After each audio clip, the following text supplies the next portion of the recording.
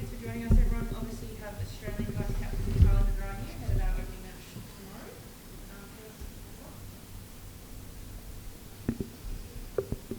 Any questions,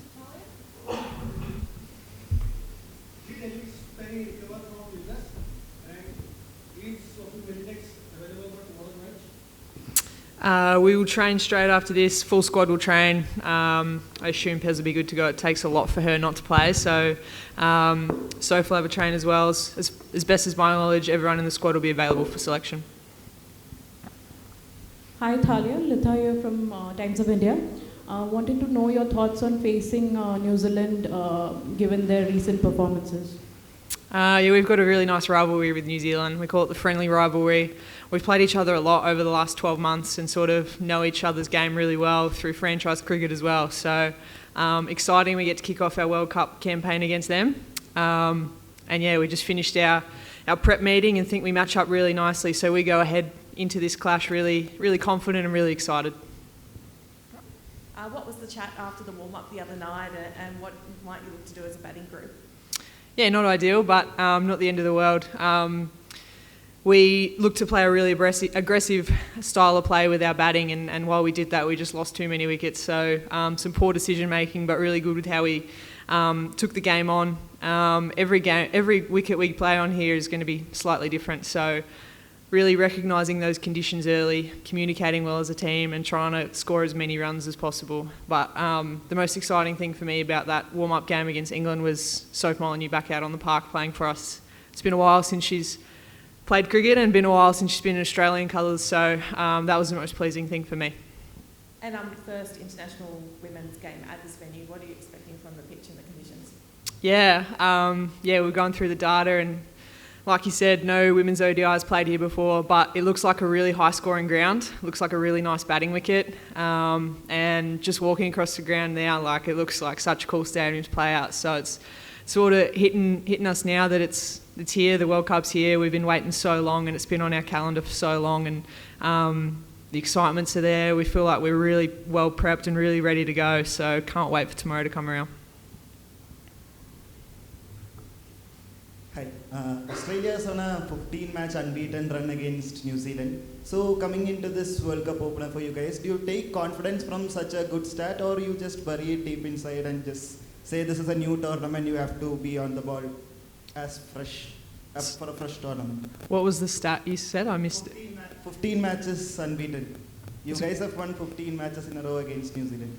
That's a pretty good stat, but World Cups is pretty irrelevant. World Cups are the hardest to win. Every game's crucial. You need to be on every game. So New Zealand are a really good side and been playing some really good cricket of late. And they've got some players in their squad that we haven't come across before. So we're excited for the challenge, of a new wicket that we're not very familiar with. And most importantly, like I said, I think our prep has been awesome. I think we're in a really good spot, and we're just so excited to kick off. And on a personal note, how do you see your role as a seam bowling all-rounder, batting all-rounder in this Indian subcontinent conditions with spin playing a heavy part?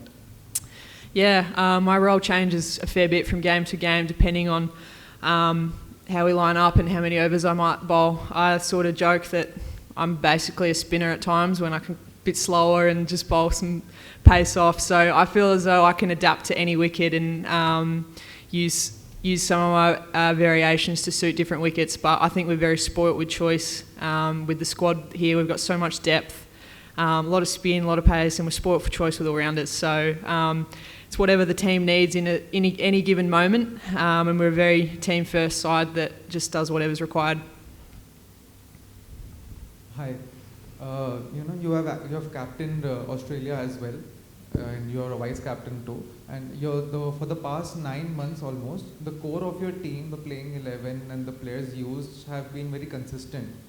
What kind of benefit does it give to you as a team with the very stable team and core and the reserves in it as well? Yeah, we've been really lucky that we've been able to be really stable with the squad that we've put out over the last year or so.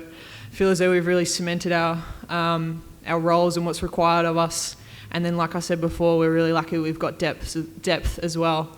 Spending so much time over here in India, playing in different conditions, I think you're going to have to use that depth and play different combinations at times. But but we're pretty confident that no matter what combination we put out on the park, we feel like we're in really good hands and really well prepped to combat anything. What do you think will you will do better in India as a batsman or as a bowler? Me personally, batting at 7, I'm hoping I don't have to play much of a role with the bat, and I'll just come in with 300 on the board and maybe bowl a few overs through the middle. But whatever's required from the team, I'm ready to step up and hopefully contribute with both bat and ball this World Cup.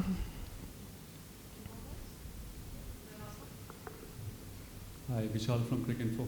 We've seen a lot of runs being scored in ODIs, be it the series against India or in the last year and a half as well, personal milestones for a lot of players. And these conditions also look pretty flat. Do you think this World Cup has the potential to become the most high-scoring one so far? Yeah, absolutely. The way the women's game's going, it's becoming more and more aggressive with the bat, and we've spoken about that a lot at length, that we're going to need to be brave and aggressive to post big totals in these conditions. And based on what we've seen of indoor, I think it's going to be a bit of a runs fest tomorrow. So we've committed to a style of play as a batting group, and it's about taking the game on. So we're going to need to commit to that to be successful in this World Cup, because I reckon there's going to be a lot of runs out there all tournament.